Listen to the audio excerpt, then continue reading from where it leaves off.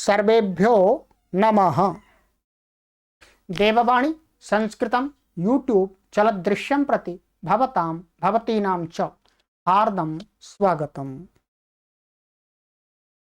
मित्रों, अष्टाध्यायी भाष्य प्रथमावृत्ति चतुर्थः अध्यायः प्रथमः पादः कक्षा संख्या 16 को आज पढ़ेंगे। 15 कक्षाएं आपको पढ़ा दी हैं और प्लेलिस्ट में कॉलम बना दिया गया है आप सभी के लिए।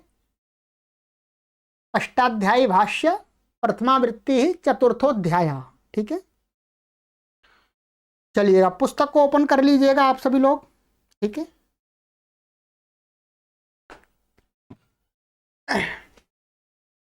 अधिक जानकारी आप इन व्हाट्सएप नंबरों पर संपर्क करके निःशुल्क प्राप्त कर सकते हैं। तो गत कक्षा में मैंने आपको 2 सूत्र पढ़ाए थे।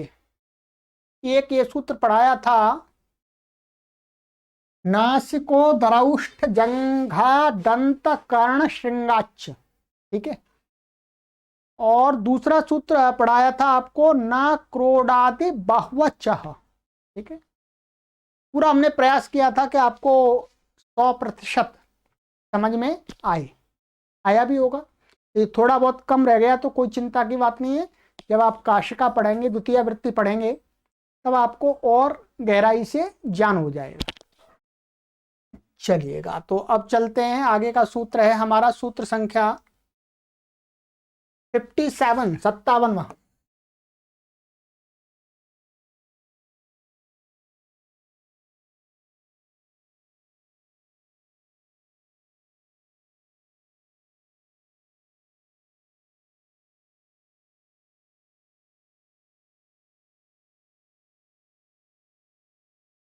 सह नैविद्यमान पूर्वाच्च। सह नैविद्यमान पूर्वात् पंचमी व्यक्ति एकवचनान्तं च अव्ययपदम्। समासः सह च नै च विद्यमानं च सह नैविद्यमानम्। सह नैविद्यमानं पूर्वं यस्य सह नैविद्यमान पूर्वः तस्मात् सह नैविद्यमान पूर्वात्। द्वंद्व गर्भो बहुव्रीहि। 2 समास है। पहला तो द्वंद्व समास है, दूसरा बहुव्रीहि। ये 3 पद हैं, सह नई और विद्यमान। इन तीनों पदों का आपस में जो समास हुआ है वो क्या हुआ है? इतरेतर योग द्वंद्व। ठीक है, नहीं, यहाँ पर ये समाहार द्वंद्व किया है। यहाँ द्वंद्व गर्भ में समाहार किया है, तो एक वचन किया नपुंसकलिंग। और फिर सह नई विद्यमान, ये पूर्व में है जिस प्रातिपदिक के, तो वो प्रातिपदिक। ठीक है, तो ये बहुब्री हो गया फिर। ठीक है, चलिएगा आ जाइएगा। अर्थ अनुवृत्ति इसमें न की आ रही है। स्वांगाच्योपसर्जनात् गीश स्त्रियां प्रातिपदिकात् प्रत्यय परश्च। इन पदों की अनुवृत्ति आ रही है ऊपर से। अर्थ सह नई विद्यमान इत्येवं पूर्वात् उपसर्जन स्वांग शब्दांतात् स्त्रियां गीश प्रत्ययो न भवति।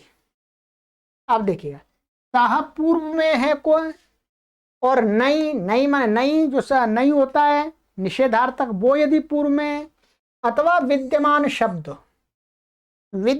शब्द पूर्व में है, और स्वांगवाची में शरीर का अंगवाची शब्द अंत में है, मैंने समास बहुब्री। और क्या है? वो उपसर्जन होना चाहिए। क्या है? उपसर्जन स्वांग शब्दांतात, माने जो स्वांगवाची शब्द है वो उपसर्जन माने गौण अर्थ को कहने वाला हो, तो बहुब्री समास में होगा। तो ऐसे शब्द से स्त्रीलिंग में गीश प्रत्यय नहीं होता है। इससे प्राप्त था, तो कहते हैं स्वांगाच्योपसर्जना संयोगोपधात। ये हमने पढ़ा था। नासिको दरौष्ठ जंगा दंत कर्ण श्रृंगाच्च। 54वां 55 इति एताव्याम गीश प्राप्त प्रतिषिध्यते। इन सूत्रों से जो गीश कहा था, जिन प्रातिपदिकों से, यदि वो प्रातिपदिक सह से उत्तर हैं, नहीं से उत्तर हैं, विद्यमान से उत्तर हैं बाद में, तो गीश नहीं होगा। ठीक है, उदाहरण देख लीजिएगा, सरल है, आराम से समझ में आ जाएगा। सह केशैहि सकेशा, केशों के साथ माने केशों वाली स्त्री।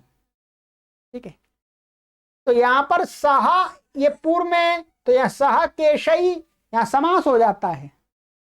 तेन सहेति तुल्य योगे, पढ़ाया था आपको, बहुब्री समास होता है। तेन सहेति तुल्य योगे से समास होता है, नीचे लिखा हुआ है। तो समास होकर के सकेश और सह को वोपसर्जन से, सूत्र लिखा हुआ 6A6 का है। वोपसर्जन से क्या हो जाता है, सह को सा आदेश हो जाता है, तो सकेश बन जाता है। और फिर इसको ध्यान दीजिएगा, इसको क्या है, स्वांगाचोपसर्जनात्, इससे क्या हो रहा था, गीश प्राप्त हो रहा था, तो उसका निषेध कर दिया, तो अजाद तष्टाप से टाप हो जाएगा। ठीक है, इसका और देख लिया, अविद्यमानाः केशाः अस्याः अकेशा, माने विद्यमान केश नहीं है जिसके, ये नहीं का हो गया, तो ऐसी स्त्री अकेशा कही जाती है। विद्यमाना केशाः अस्याः विद्यमान केशा, माने केश विद्यमान है जिस स्त्री के, वो विद्यमान केशा।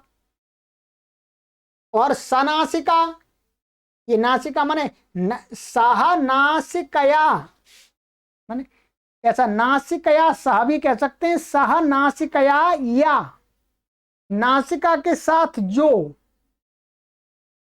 नासिका वाली स्त्री। ठीक है, तो ये सनासिका, अनासिका माने नासिका नहीं है जिसके, अविद्यमाना नासिका यस्या सा अनासिका, और विद्यमान नासिका वही अर्थ इसकी नासिका है। तो यहां पर इसमें नासिका दरौष्ट दरौष्ट इत्यादि से क्या हो रहा था, नासिका शब्द है उससे गीश प्राप्त हो रहा था विकल्प से, तो निषेध कर दिया। और ऊपर वालों में इससे हो रहा था तो उसका भी निषेध कर दिया, तो पक्ष में टाप हो जाएगा। अब आ जाइएगा,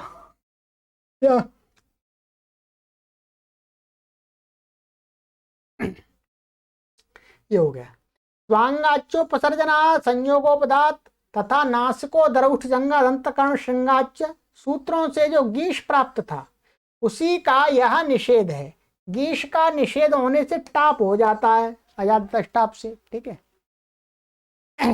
उदाहरण में सकेशा केशों वाली, अकेशा जिसके बाल नहीं है, विद्यमान केशा केशों वाली, सनासिका नासिका वाली, अनासिका जिसकी नासिका नहीं है, विद्यमान नासिका नासिका वाली। ठीक है, सकेशा सनासिका में तेन सहेति तुल्य हो गए, 2 2 28, इससे क्या हो जाता है, समास होता है बहुब्रीहि, आपको पढ़ा दिया है, वहीं देख लीजिए फिर दोबारा। और वोपसर्जन से 6 3 70 के सा को सा हो जाता है।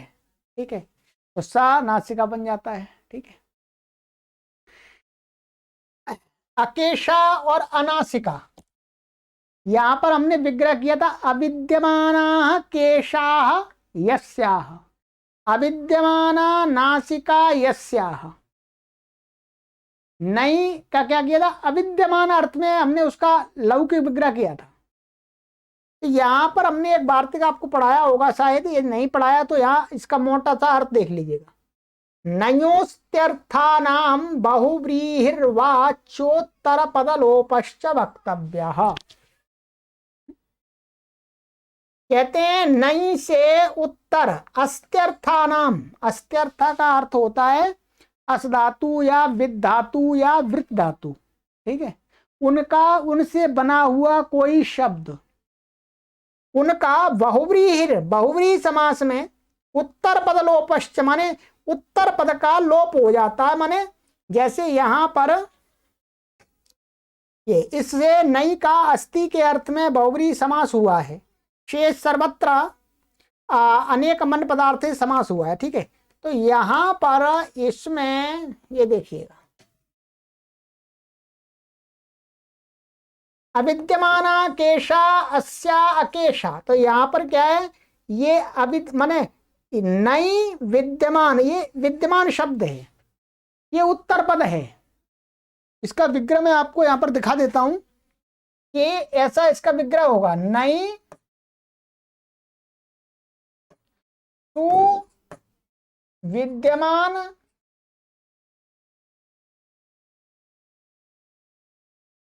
और ये बहुवचन में है तो जस, ठीक है, और ये केश यस, ये केश और जस बहुवचन में, ठीक है। ये तो अव्यय इसलिए से हमेशा सुई आएगा, जस नहीं आ सकता, ठीक है। अब क्या है, उससे नयो अस्त्यर्था नाम बहुब्रीहिर व चोत्तर पद लोपश्च वक्तव्य, उस वार्तिक से क्या हो गया, समास हो गया नई के साथ में। और ये जो उत्तर पद है, ये उत्तर पद है यहाँ पर, माने इससे उत्तर, ये तो इसका क्या हो जाता है, लोप हो जाता है उत्तर पद का,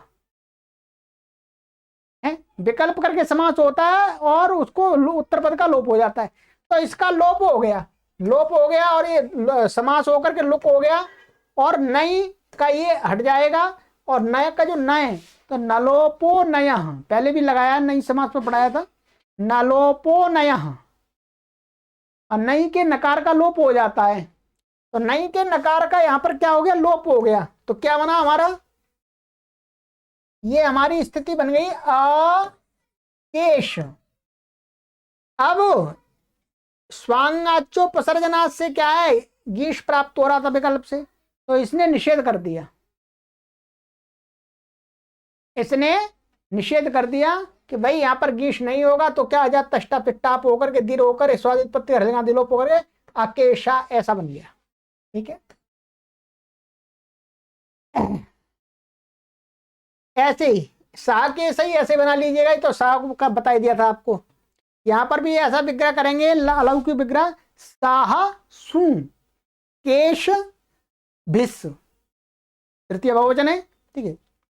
और विद्यमाना केशा, इसमें भी विद्यमाना, ये यहाँ विसर्ग छूट रहा है, विद्यमाना ऐसा होगा, विद्यमाना केशा अस्या, तो विद्यमान जस केश जस और अनेक मन पदार्थ से समास हो गया यहाँ पर, ठीक है।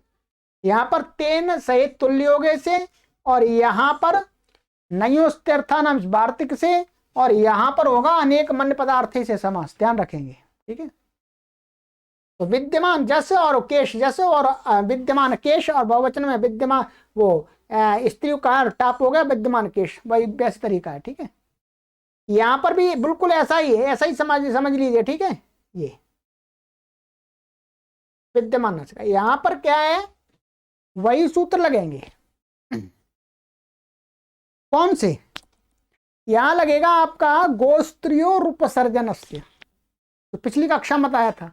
तो नासिका शब्द क्या है, पहले से स्त्रीलिंगवाची है, तो पहले उसको ह्रस्व करना पड़ेगा, गो स्त्रीय रूप सर्जन से ह्रस्व होकर के सनासिका और अनासिका विद्यमान नासिक, फिर दोबारा टाप होगा, इससे निषेध हो जाएगा गीश का, फिर टाप हो जाएगा, बस इतना है, ठीक है। चलिएगा,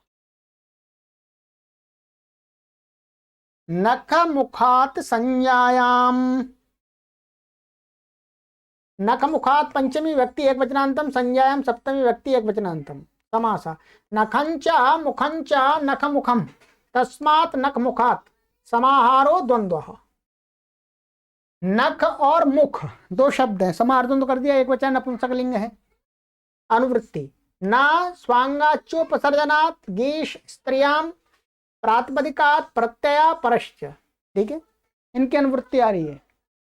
अर्थ, संज्ञायाम विषये नखांतात् मुखांताच्च प्रातिपदिकात् स्त्रियाम गीश प्रत्ययो न भवति। कह रहे हैं कि संज्ञा विषय में, संज्ञा माने किसी का नाम विशेष का होने पर, नख अंत वाला और मुख अंत वाला जो प्रातिपदिक, ठीक है, और उपसर्जन यहां पर भी आएगा, नख और मुख उपसर्जन होने चाहिए, तो उपसर्ग ऐसा होने से स्त्री को कहना हो तो गीश प्रत्यय नहीं होता है। किससे प्राप्त हो रहा था? मुख और नख, ये क्या है? स्वांगवाची हैं। तो स्वांगाचोपसर्जनात् संयोगोपधात से गीश का प्राप्ति हो रही थी, उसका निषेध कर दिया तो बाद में टाप हो गया। तो शूर्पम इव नखम अस्याह शूर्पणखा, यहां इस सूत्र से बनाते हैं शूर्पणखा। वज्रणखा, ठीक है। तो वज्रम एव नखाः यस्याः सा वज्रणखा, माने वज्र के समान मजबूत नख हैं जिसके, पैने तीखे। गौरमुखा, तो गौर इव मुखम यस्या सा गौरमुखा।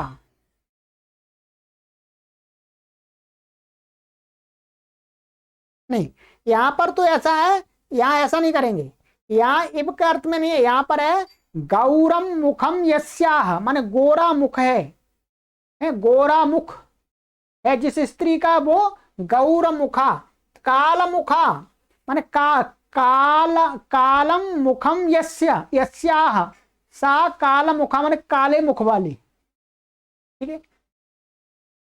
समास अनेक मन्य पदार्थे से समास हो रहा है, बहुब्री समास हो रहा है, ठीक है। और ध्यान दीजिएगा,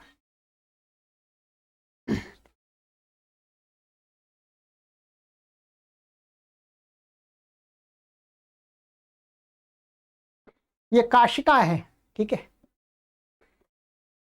यहां पर इसमें और इसमें ध्यान दीजिएगा, यहां गौरमुखा और कालमुखा, इसमें तो अनेक मन्य पदार्थी से समास हो गया है, ठीक है। शूर्पमिव नखम अस्याह शूर्पणखा वज्रम इव, या वज्रम इव नखाः यस्याः सा वज्रणखा। ये इव है, यहां पर उपमा दी जा रही है, शूप के समान नख वाली उपमा भी दी जा रही है इसमें, ठीक है। तो यहां पर एक हमने आपको अनेक मन्य पदार्थ थे, वो समास वाला सूत्र अनेक मन्य पदार्थ, उसी पर एक वार्तिक था, देख लीजिएगा, काशिका में देख लीजिएगा कि सप्तम्युपमान पूर्व पदस्योत्तर पदलोपश्च वक्तव्य, ठीक है। तो इसमें क्या होता है, ये शूर्प और इव, ये इव का लोप हो जाता है, क्या हो जाता है? उत्तर पद का बहुब्री समास होता है, और क्या है? उपमान, उपमान देने पर उपमानवाची। तो इसमें क्या होता है, ऐसा विग्रह करेंगे, देख लीजिएगा, शूर्प टू और एव टू और नख टू, ठीक है। अब इस सूत्र से सप्तम्युपमान पूर्व पदस्य उत्तर पदलोपश्च वक्तव्यः, ठीक है। तो उपमानवाची यहाँ शूर्प क्या है? उपमानवाची प्रातिपदिक है, उससे उत्तर जो इव है इसका तो लोप हो जाएगा, समास हो जाएगा, इव का लोप हो जाएगा उत्तर पद का, और शूर्प नख ऐसा बचेगा, ठीक है। तो उस वार्तिक से बहुब्री समास होता है, ठीक है। तो ऐसे ही यार, तो फिर शूर्पा न खा, न शूर्पा न खा, और इससे निषेध हो गया, नख शब्द स्वांगवाची है, गीश प्राप्त था, निषेध कर दिया, अजात टाप हो गया, तो नखा बन गया, अणत्व हो जाता है। यहाँ पर ये सूत्र लिखा है गुरु जी ने, यहाँ पर पूर्व पदार्थ संज्ञायाम अगः, आपको दिख रहा होगा 8-4-3, पूर्व पदार्थ संज्ञायाम अगः, ये क्या है? पूर्व पद में स्थित निमित्त से उत्तर पद में जो न है उसको अणा हो जाता है यदि संज्ञा को कहा जा रहा हो तो, ठीक है। तो यहाँ संज्ञाएं, और ये पूर्व पद में शूर्पा, ये पूर्व पद है, इसमें र है, निमित्त है, और उत्तर पद में न है तो उसको अणा हो गया, ठीक है। तो शूर्पणखा वज्रणखा ऐसा हो जाएगा, ठीक है।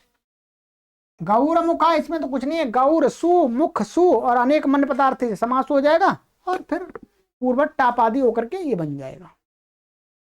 बस यहाँ पर ये ध्यान रख लीजिएगा शूर्पामेव नखम यस अस्याह। तो इसमें सप्तम्युपमान पूर्व पदस्य उत्तर पदोपश्च वक्तव्य, ये बहुब्री समास होता है और ये वार्तिक अनेक मन्य पदार्थे पर ही दिया गया है काशिका के अंदर। ठीक है, चलिए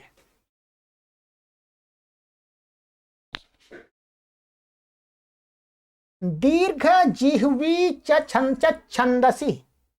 दीर्घ जिह्वी प्रथमा व्यक्ति एकवचनांतम च अव्यपदम, छंदसी सप्तमी व्यक्ति एकवचनांतम। अनुवृत्ति गीश स्त्रियां प्रातिपदिकात् प्रत्यय परश्च, इनकी अनुवृत्ति आ रही है। ठीक है, अर्थ दीर्घ जिह्वी शब्दों गीशंतः स्त्रियां छंदसी विषय निपात्यते। कहते हैं दीर्घ जिह्वी ये शब्द गीश प्रत्यांत स्त्रीलिंग में छंद विषय में निपातन किया जाता है। जिह्वा शब्द स्वांगवाची संयोगोपधः, तस्मात् स्वांगाच्योपसर्जनात् संयोगोपधात् इत्यनेन गीशी अप्राप्ते वचनम। इससे गीश की प्राप्ति ही नहीं थी। क्यों? जिह्वा शब्द क्या है? स्वांगवाची तो है, परंतु क्या है? ये संयोगोपध है। यहां पर असंयोगोपध लिया था, ये संयोगोपध है, तो गीश की प्राप्ति नहीं थी। क्या प्राप्त था? या तष्टाप से टाप प्राप्त था, रस्वादी होकर के। तो कह रहे हैं यहां पर निपात्र कर दिया, गीश की अप्राप्ति में वचन कह दिया। तो ऐसा कहा, ऐसे इससे क्या है? गीश प्रत्यय कर लिया। ये सिद्धि बनानी और निपातन है बस सीधा था। तो यहाँ पर गीश प्रत्यय है, गीश प्रत्यय का ई अंत में है। ठीक, इसी सूत्र से गीश होता है और सब कुछ इसी से हो जाएगा। ठीक है, तो उदाहरण दिया है दीर्घ जिह्वी वै वेदानाम हव्यम अलेट। ठीक है, तो यहाँ दीर्घ जिह्वी शब्द के यहाँ पर प्रयोग दिखाया गया है। अब मैं आपको इसका थोड़ा शॉर्टकट में और बता देता हूं। यदि आप इसका बनाएंगे तो क्या होगा? दीर्घ ऐसा दीर्घा टू और जिह्वा टू। ठीक है, वास्तव में दीर्घा जिह्वा यस्याह सा दीर्घ जिह्वी। अब यहां पर ये प्रयोग हो रहा है, प्रसंग के अनुसार देखना पड़ेगा किसका विशेषण है। यहाँ क्या है? अनेक मन्य पदार्थ समास हो गया, दीर्घा जिह्वा, और ये स्त्रियाः पुंवद भाषित पुंसकादनु समानाधिकरणे स्त्रिया मां पूर्णी प्रियादिषु। पिछली कक्षा में बताया था पूर्व पद को पुंवद भाव हो गया। दीर्घा का पुंवद भाव क्या है? पुल्लिंग दीर्घ, तो ये आ हट गया, दीर्घ बन गया। और गोस्त्री और उपसर्जनस्य के जिह्वा के आ को ह्रस्व हो गया, तो दीर्घ जिह्वा। अब अजात टाप से टाप प्राप्त था, तो इस सूत्र ने हमने मान लिया इससे ही इसमें गीश हो गया है, गीश हो गया ई, और यचिभम यस्य तीचा से लोप हो गया, तो दीर्घ जिह्वी स्वादित्पत्ति हलगादि लोप हो गया, दीर्घ जिह्वी ऐसा बन गया। अब सिद्धि बना दी, गीश इसी सूत्र से हुआ है। और यहाँ पर महर्षि पाणिनि ने पढ़कर बना करके पढ़ दिया शब्द को। तो इसमें निपातन क्या था? केवल इसको अप्राप्ति में, गीश की अप्राप्ति थी उसमें कर दिया।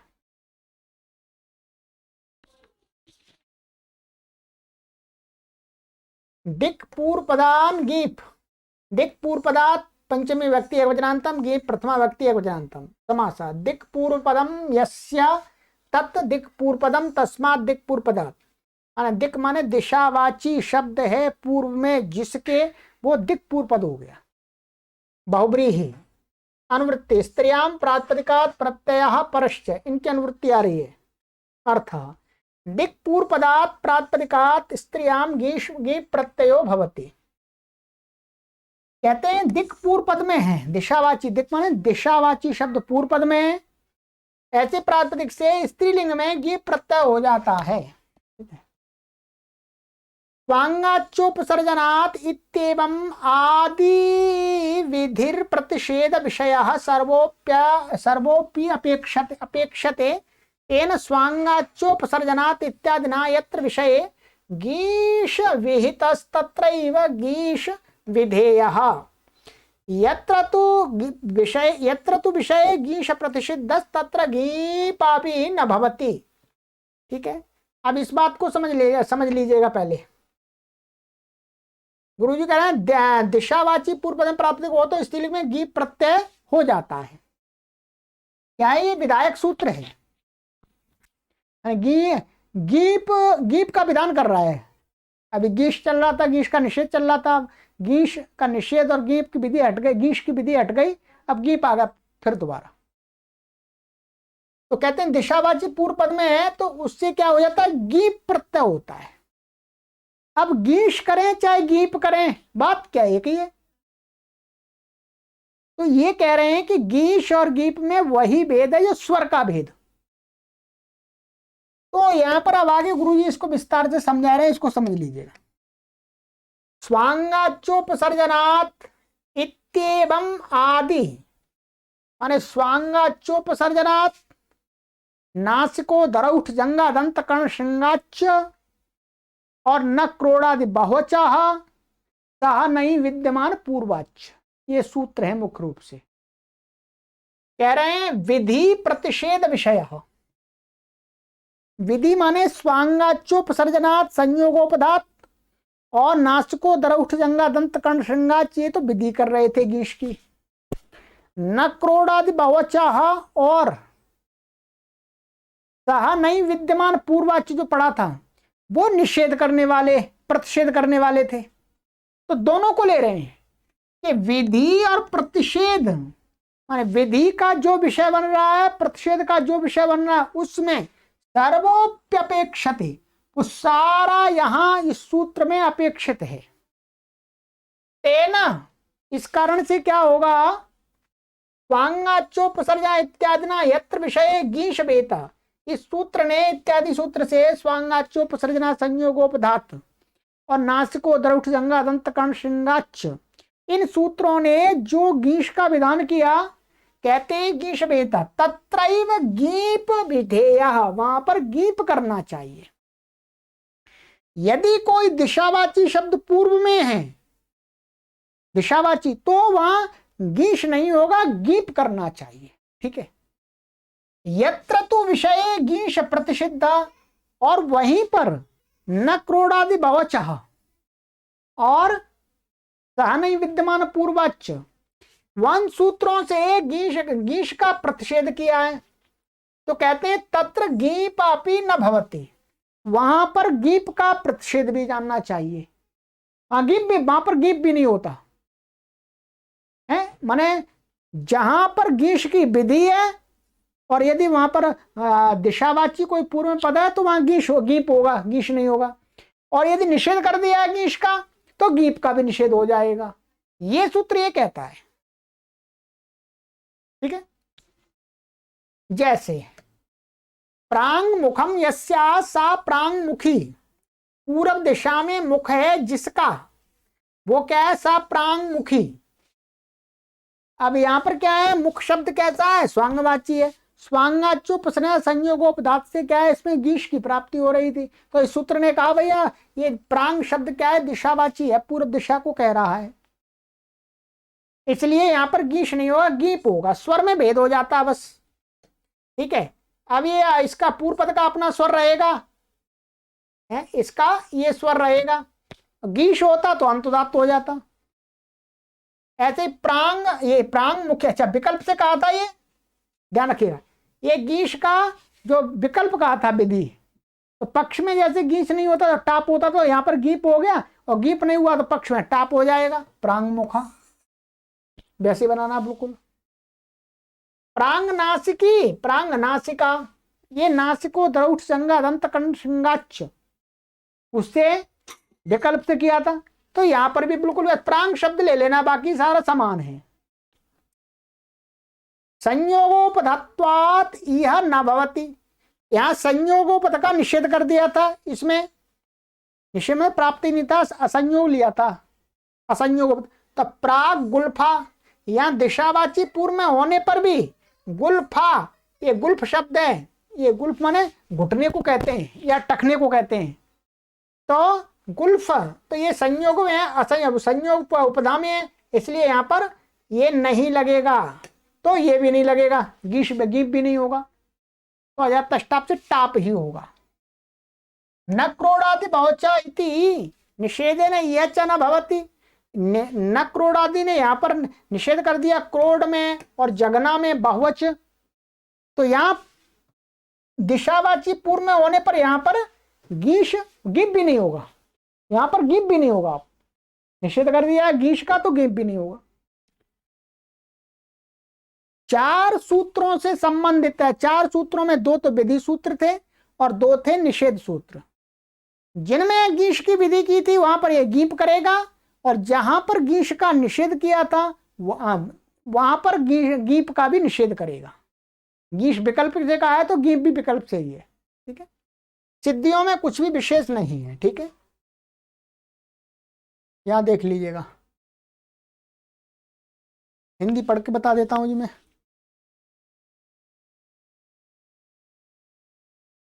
दिशा पूर्व पद में है जिसमें ऐसे प्रातिपदिक से स्त्रीलिंग में गीप प्रत्यय होता है। इस सूत्र में स्वांगाच्युपसर्जना संयोगोपदात इत्यादि सूत्रों से किए हुए विधि या प्रतिषेध सबकी अपेक्षा की गई है।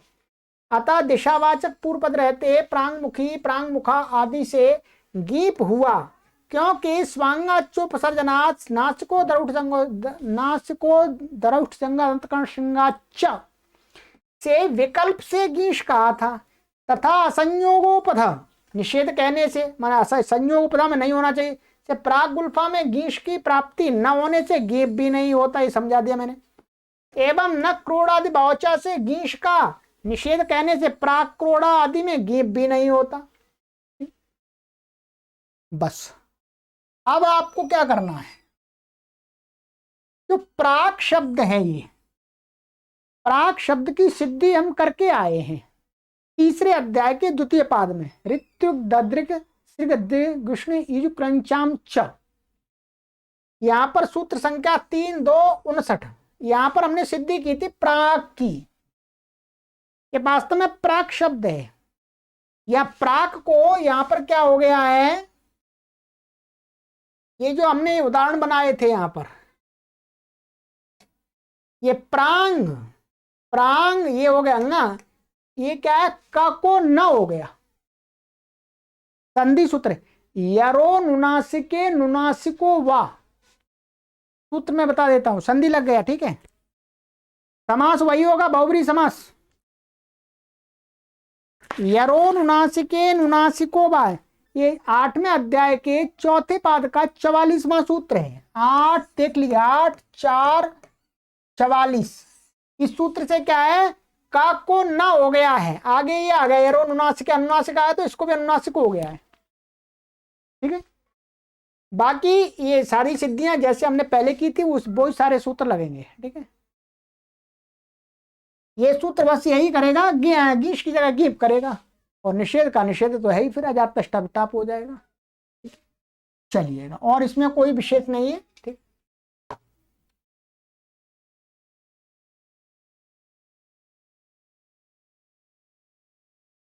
चलिए, तो आज की कक्षा में इतना ही रखते हैं। अभी थोड़े से इसको समझ लीजिएगा, कोई शंका आपको मन में हो तो आप पूछ लीजिएगा कमेंट करके, तो आपको बता दिया जाएगा। चलिए, सर्वेभ्यो नमः।